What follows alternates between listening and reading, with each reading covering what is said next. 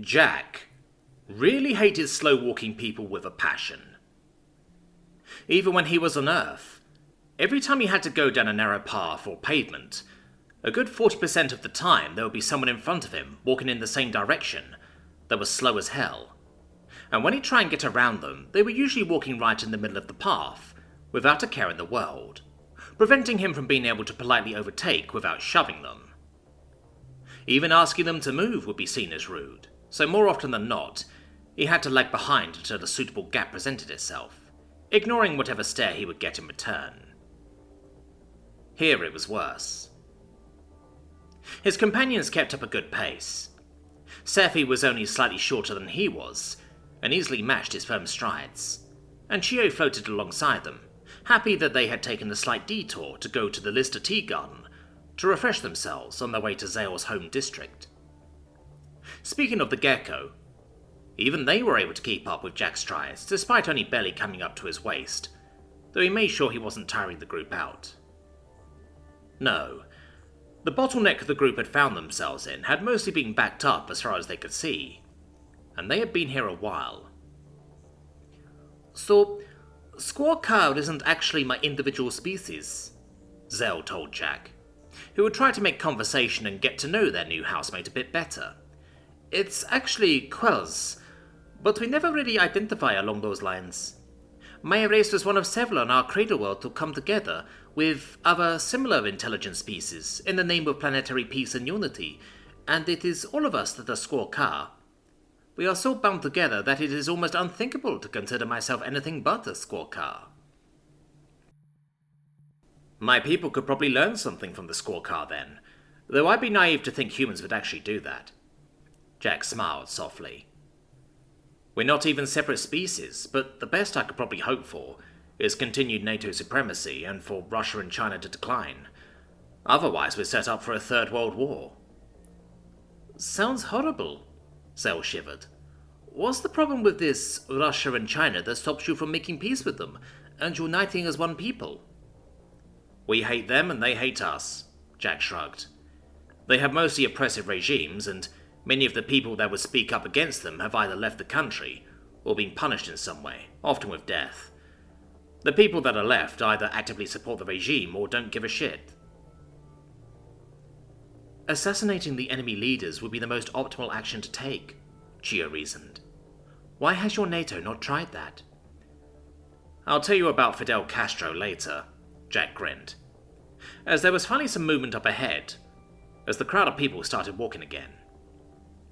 Well, if those countries are as terrible as you make out, I pray that your people can somehow come together and make them better, Zell commented. We were fortunate enough to have a unified response when a demon lord tried to settle on our world, forcing them to leave for easier targets. Oh, those aren't the worst places in the world.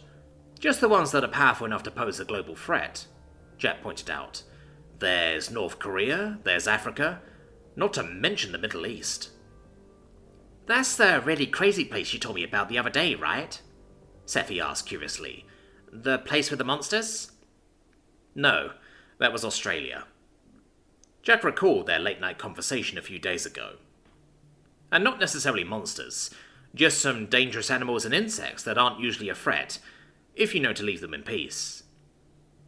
He was about to say more, when Zell led them to the side along the wall of the district, where things were much quieter. Alright, we have a checkpoint up ahead which opens up into the district proper, Zell whispered to the group, as they came up to a waterlogged road that looked to be flooded on either side. The lead doesn't control this section, so we should be okay. Sure enough, the squad of ragtag militia let them through quickly enough, even wishing them good luck as they left. Jack suddenly realized that the squad weren't aligned with the district they were entering, and were just happy to let them leave the district they were charged to protect. He hoped getting back in wouldn't be a problem for them. Jack knew somewhere in the back of his mind that there were subtle differences between swamps and marshes, but it didn't really matter to him right now. The important thing he knew from a hiking trip in Wales was to watch out for bogland. It could look solid, but if he got caught unawares, he could easily fall into one and drown. On Earth, Archaeologists were still discovering remnants of the past from the preserving peat, from ancient treasure to food, and even bodies. Lots of bodies. Bogs were very dangerous to the unaware. And even though the bog bodies were often mummified, preserved and recovered in an excellent condition, it was still a horrible fate to suffocate to death in black sludge. Zale, how extensive are the paths in this district?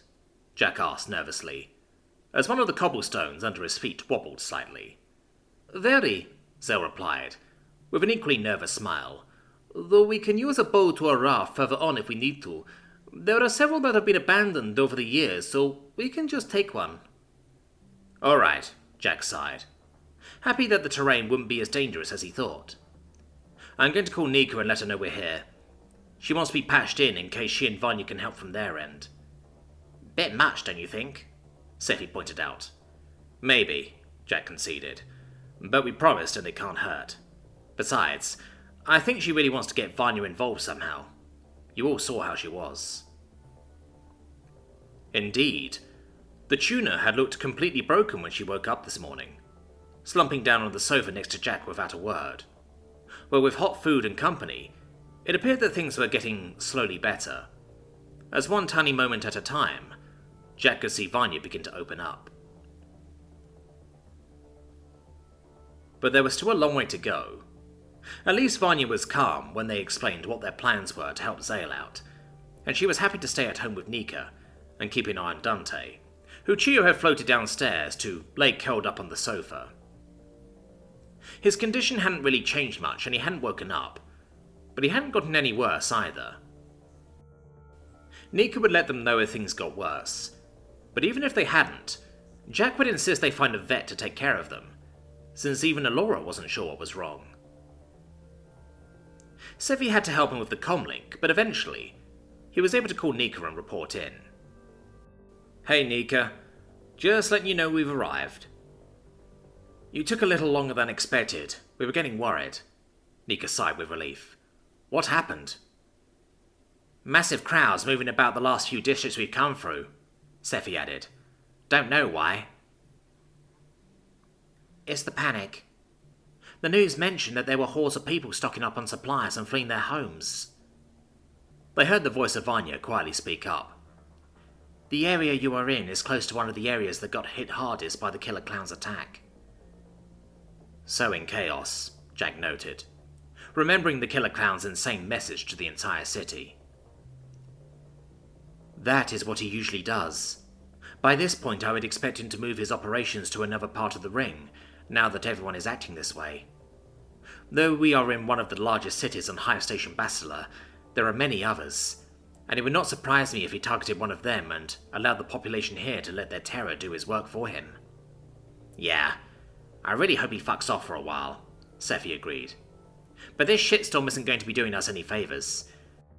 I know we ordered ourselves supplies as soon as we got back, but it wouldn't surprise me if the delivery companies reneged on the orders due to lack of supply. We have enough food and drink to keep us going for a few more weeks, Nika pointed out.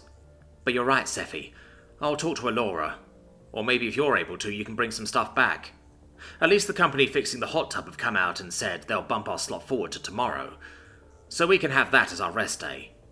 They're probably not expecting any contracts anytime soon, so they want to get it over and done with so they can spend the money. That's something at least, Jack grinned, before his expression got serious, as he remembered why they were here. Which entrance have we come from, Zale? Southwest, the scorecard noted. I don't usually take this one, but it's the closest. And if there's crowds around outside, my normal route will take far longer. It's further away to get to my home though, so be careful on the path. It's not going to flood over, is it? Jack asked, noting the minute differences in elevation between the wet mud and the path. It shouldn't while it's still light outside, Zale replied. It can get slippery and dangerous during the dark sometimes, when one of the solar plates fully encompasses the section, which is why I don't come this way. Do we need to come back this way, though? Scifi asked thoughtfully. Just take one of the other thoroughfares on the way out. It won't matter then if we get stuck in crowds. We'll have done what we came here to do, so we can afford to take our time getting back. It'll suck, but if it's safe... Scifi's right, Chio agreed. Let's not take this way out, any other will do, but we'll determine that when we need to leave. Sounds good, Nika confirmed. Keep us posted. They continued walking in silence, not seeing anybody else.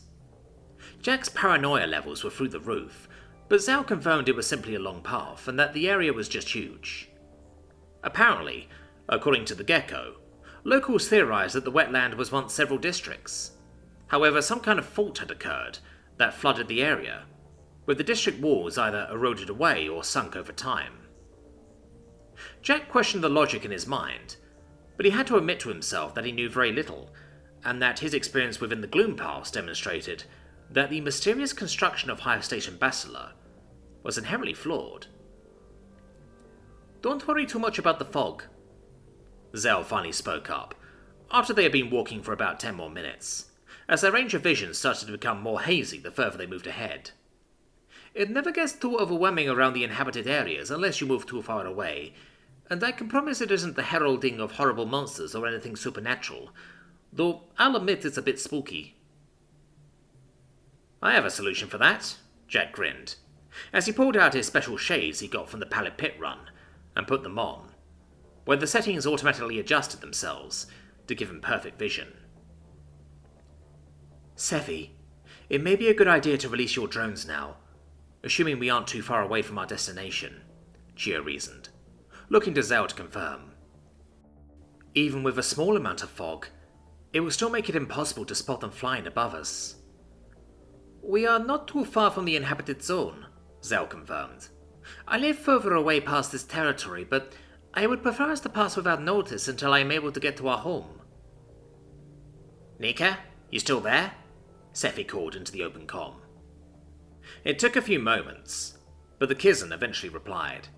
Yeah, I'm still here. Something on TV triggered Vanya into having a panic attack, so I gave her a sedative. I'm not so good with this kind of stuff, but I've already let Alora know. Shit, Scifi cursed. Will she be alright? Yeah, she's resting at the moment on the sofa. Dante woke up and moved 3 steps before collapsing next to her. They're cuddled up right now. What did you need? Sending drones up now. If you spot something on the feeds, let me know, the Scritter replied as she deployed the bots, deciding it was probably for the best not to ask for details before they were done. Alright, you've got a decent top-down view, Nika acknowledged. There's an island about half a mile ahead, though the details are a little unclear.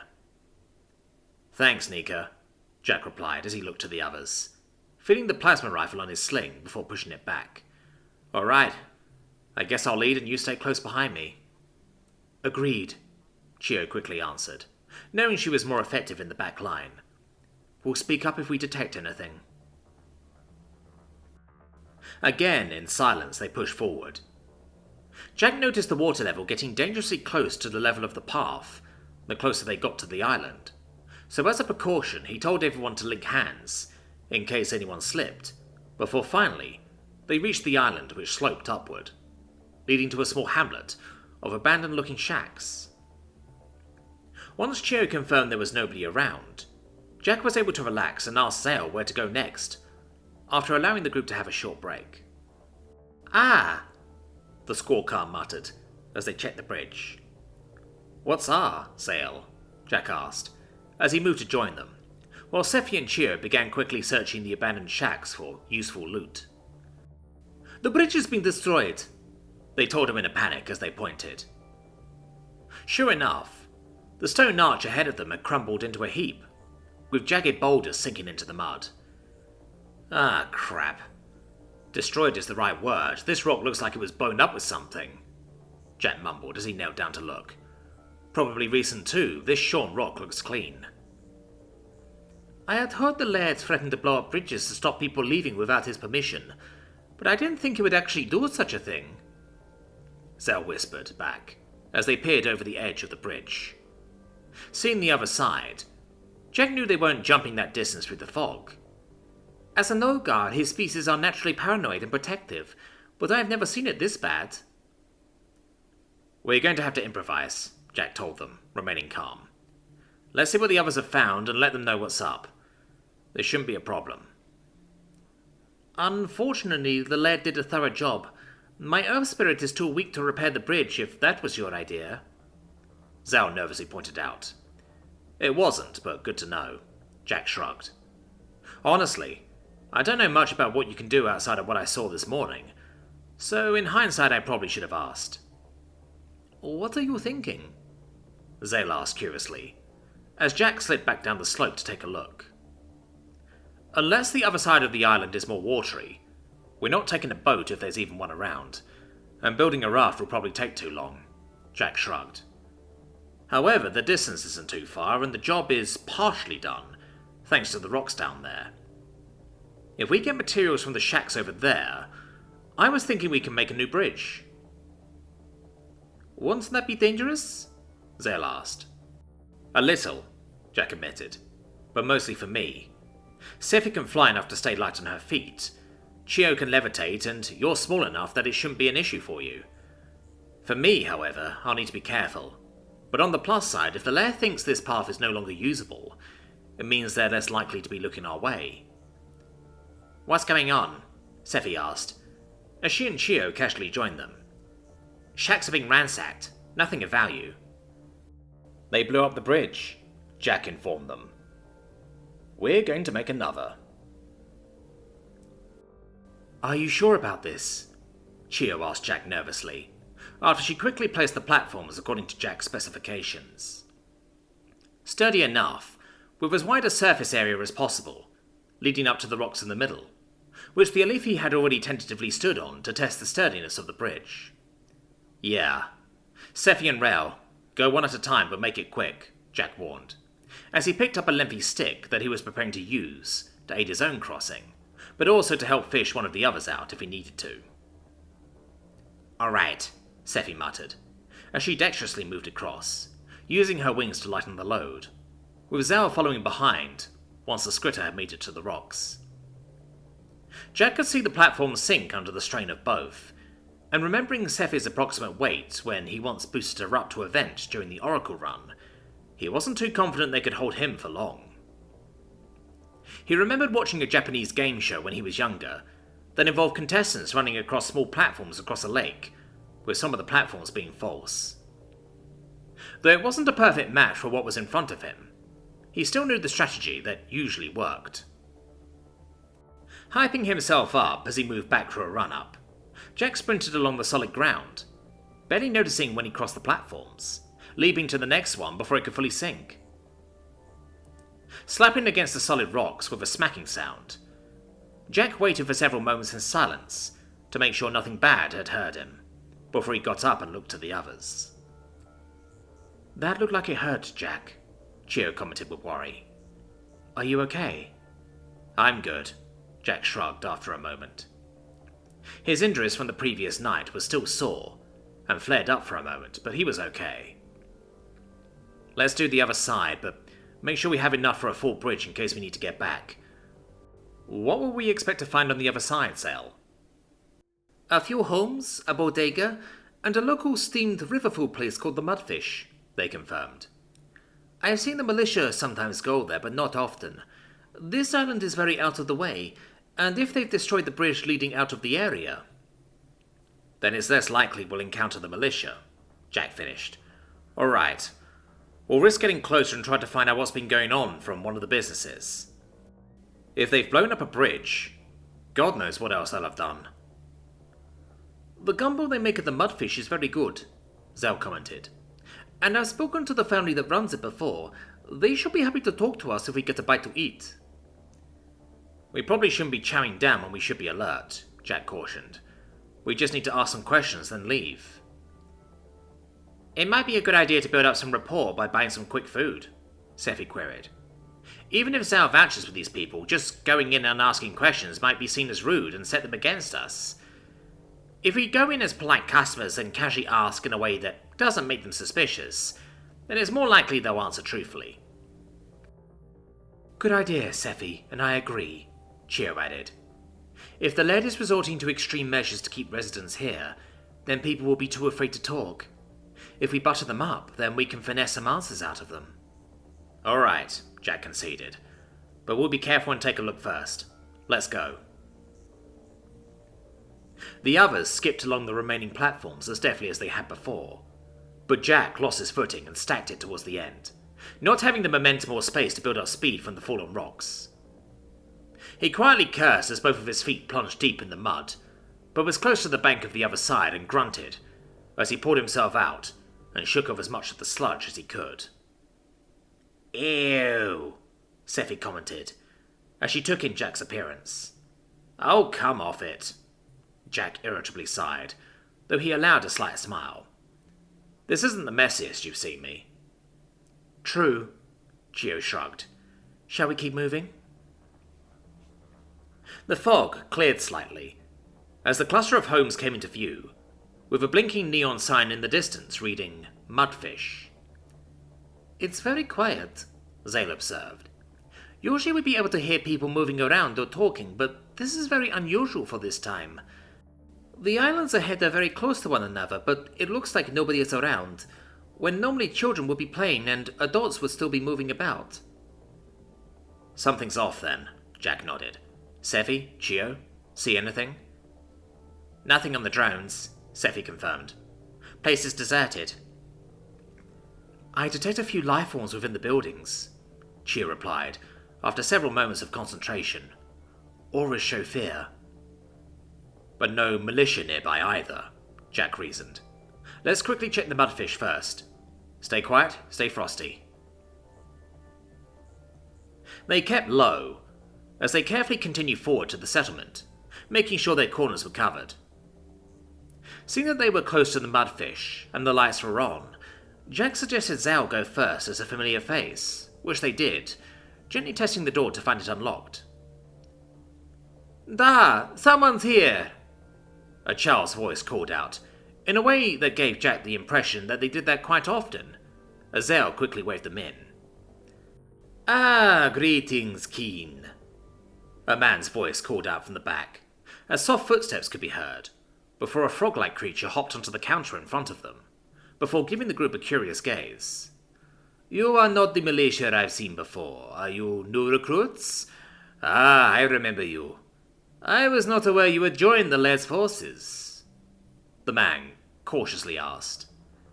"We are not with the militia, Mr. Quanfu." Zhao nervously laughed. "My friends and I have only just arrived. We saw they blew the bridge. Are you selling some of your gumbo tonight?"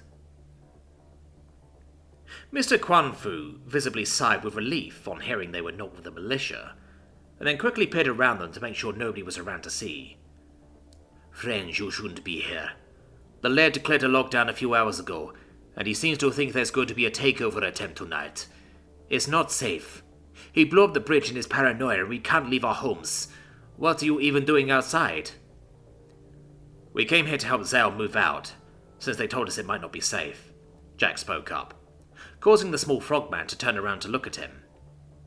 He had kept his hood up to avoid attention from onlookers, but he lowered it out of courtesy.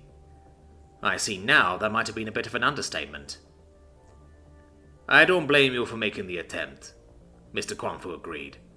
"Things under the Laird have gotten bad, but they've gotten much worse since last night. If it wasn't for the bridge being taken out, I would consider fleeing with my family, at least for a few days, but we don't have anywhere to go. Many people already left via the bridge as soon as they got word of the attack, but I'm not sure what happened to them. The Laird has been fuming and rampaging since he found out, trying to catch anyone outside." "In that case, we won't intrude further on your hospitality and put you at risk." Jack nodded, and began to turn before Mr. Quanfu stopped him. Wait. Have some gumbo and take a short rest first, I insist," the frogman protested, pouring several bowls for all of them. Jack gave Chio a quick look, who confirmed in return that she didn't detect any foul play. "Where is your sibling, little squawker? When I see one, I usually see the other." Zhao looked uncomfortable at that, so Jack answered for them. "Rail was badly hurt during the latest killer clown attack, and isn't with us right now. Ah, I am sorry to hear that. Please accept my sympathies." The man bowed his head, as Jack took a sip of the gumbo, which had a very rich-tasting liquid that complemented the mix of steamed fish very well, And yes, I understand your haste to secure your belongings. The laird has begun ransacking the homes of anyone rumored to be slain in the attack, and if they hear of your sibling, they will target your house too. I know. Zhao nodded nervously.